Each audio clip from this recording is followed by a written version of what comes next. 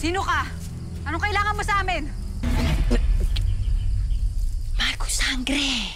Nagagalak ako't nakita ko kayo. Wantok, hindi ba't inutusan kitang hanapin ang kuta ni Naamihan? Nahanap mo na ba sila? Nanggaling ako sa kuta namin dati. Ngunit wala na ako nabutan pa.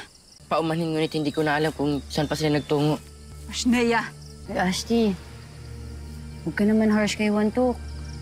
Pero may tanong lang po ako. Hindi po ba Reyna ang aking ina? Bakit sinasabi niyo siya ay nasa isang kuta? Hindi ba dapat nasa palasyo ang Reyna? Lira, makinig ka sa akin. At may mga bagay akong hindi sinabi sa'yo. Hindi na rin na si Amihan dahil siya ay pinatalsik na ni Perena. Nagawa niya maagaw ang kapangyarihan sa iyong ina.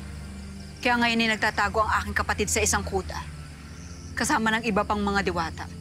Tama ang sinabi niya, mahal na Diwani. Kung saan-saan ko sila hinanap, ngunit hindi ko talaga sila makita.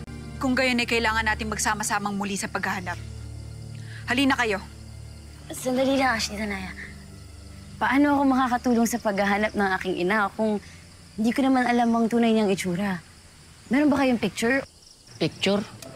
Litrato? Litrato? Masarap ba yun? Wala ako ng mga bagay na hinahanap mo, Lira. Ngunit hayaan mo ang kalikasan na magdibuho sa wangis ng iyong ina.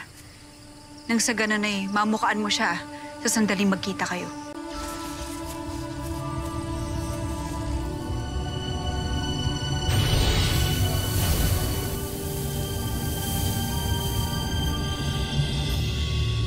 Ang reyna ng mga diwata. Yan siya, Lira. Yan ang wangis ng iyong ina. Siya nga ang aking ina. Nagkakilala na kami noon. Ang ganda-ganda talaga niya.